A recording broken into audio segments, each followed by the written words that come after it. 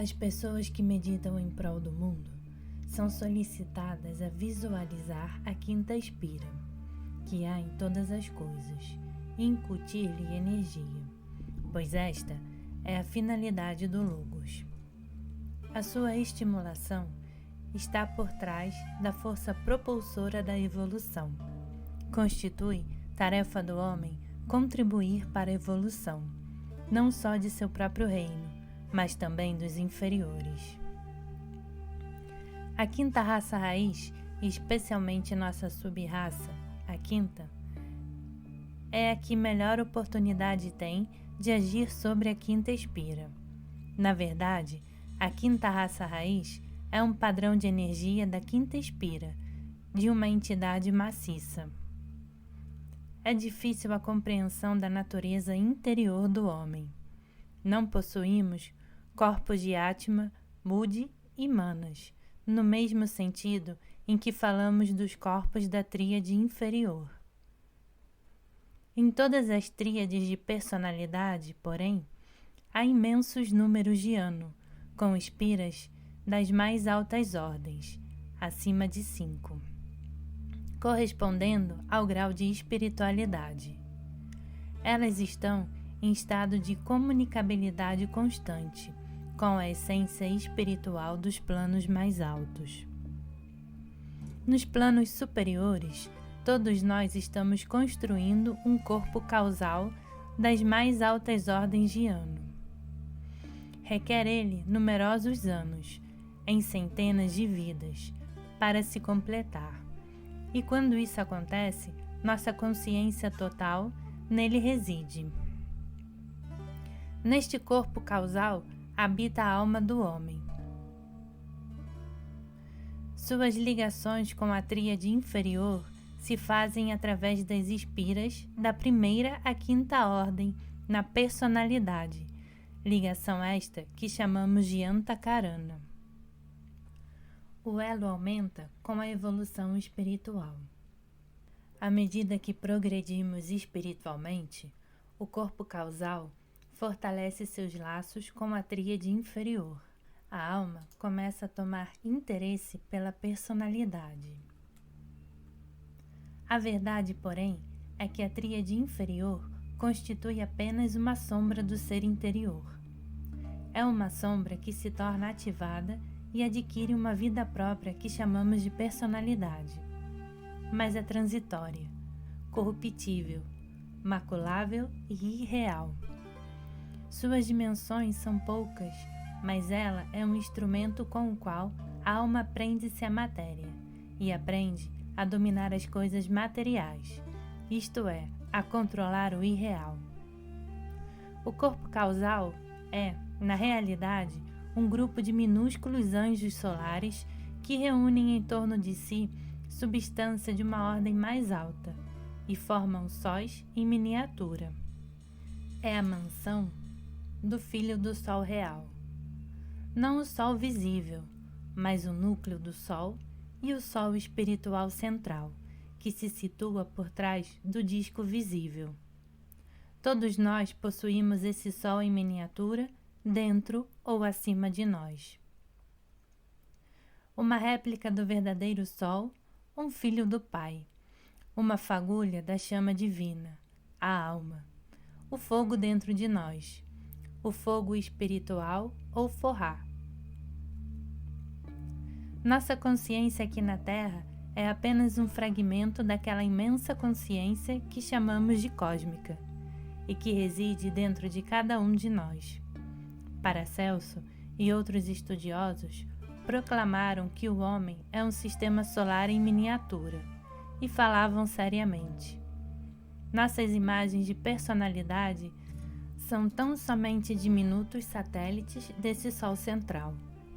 Esse fragmento torna-se obcecado com a personalidade e o mundo material no qual é projetado. Ele é apenas uma sombra do Sol central. Estamos apenas parcialmente acordados. Pensamos que somos a sombra. Comparem as sombras que lançam com sua própria natureza e terão uma analogia com o que estamos querendo dizer. Pensamos que somos a sombra porque o mundo material nos puxa para ele. Repetidamente, grandes mentes advertiram-nos desse fato, tanto no Velho como no Novo Testamento. Acordai, vós que dormis, e levantai-vos dos mortos, e Cristo, o sol dentro de nós, vos dará a luz. Este é o verdadeiro significado da ressurreição. Refere-se ao tempo em que todos os homens se tornarão conscientes de sua natureza interior e compreenderão que o mundo é uma ilusão, ou Maya. O que é Maya? Algumas opiniões abalizadas sobre o assunto nos esclarecerão, e em seguida a grande analogia de Platão deve convencer-nos de que tais proposições são verdadeiras. As formas físicas densas são ilusões, porquanto se devem à reação do olho às forças das quais vimos falando. A visão etérica, ou a capacidade de ver a substância energia, é a verdadeira visão do ser humano, da mesma forma que a etérica é a sua autêntica forma.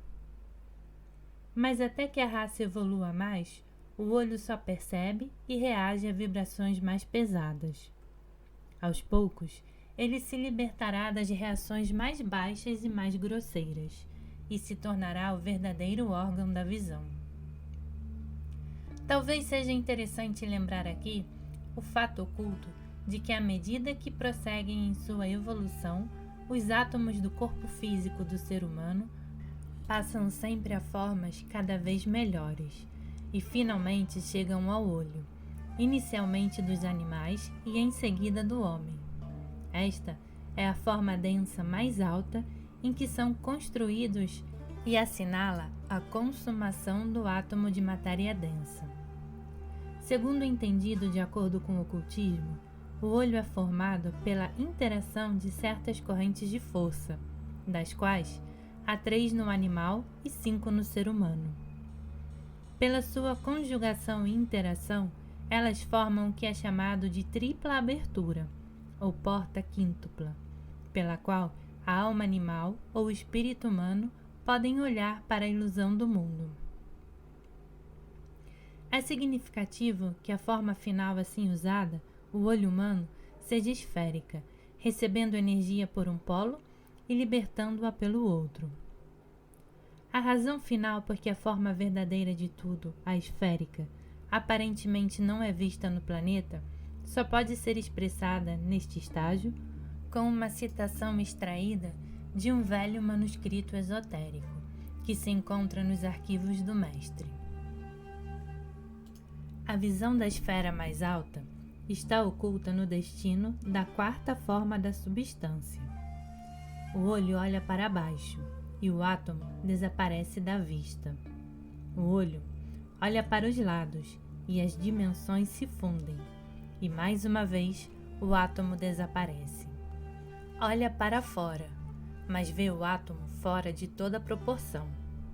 Quando o olho negar a visão para baixo e vir tudo de dentro para fora, a esfera novamente será vista. Maya e ilusão. As citações seguintes foram extraídas da Doutrina Secreta, de H.P. Blavatsky.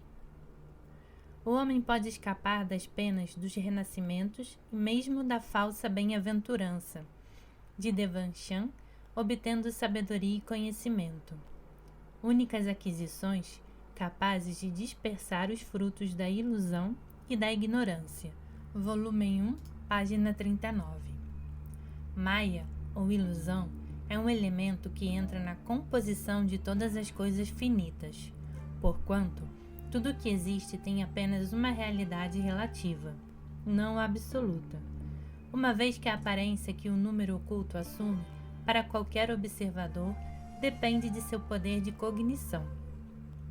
Ao olho não treinado do selvagem, um quadro é, a princípio, uma confusão sem significado de riscos e manchas de cores, ao passo que o olho educado vê imediatamente uma face ou uma imagem. Coisa alguma é permanente, salvo a única e oculta existência absoluta que contém em si o número de todas as realidades. As existências pertencem a todos os planos do ser, até os de Anchorrans mais altos, e são, em grau, da natureza das sombras lançadas pela lanterna mágica numa tela incolor.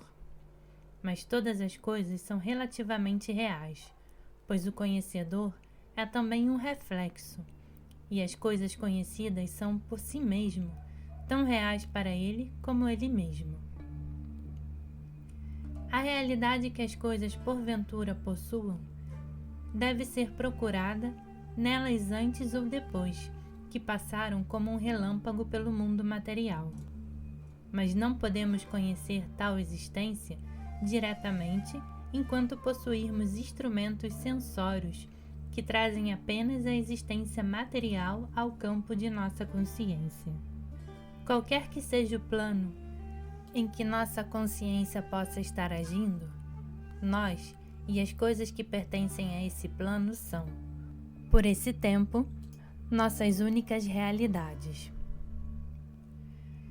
À medida que subimos na escala do desenvolvimento, percebemos que durante os estágios pelos quais passamos, interpretamos mal sombras por realidades. O progresso do ego para o alto é uma série de despertares progressivos, cada avanço trazendo a ideia de que agora, finalmente, alcançamos a realidade, mas só quando tivermos alcançado a consciência absoluta e com ela nos fundido, é que nos tornaremos livres das ilusões produzidas por Maya. Os átomos impalpáveis de ouro, dispersos numa tonelada de quartzo aurífero, podem ser imperceptíveis para o olho nu do mineiro, mas, ainda assim, ele sabe que eles não só estão presentes, mas que só eles dão ao quartzo um valor apreciável. E esta relação entre o ouro e o quartzo pode encobrir levemente aquela entre o número e o fenômeno. O mineiro, porém, sabe com que se parecerá o ouro quando extraído do quartzo, ao passo que o mortal comum não pode ter concepção da realidade das coisas, à parte da Maya, que as reveste e na qual estão ocultas.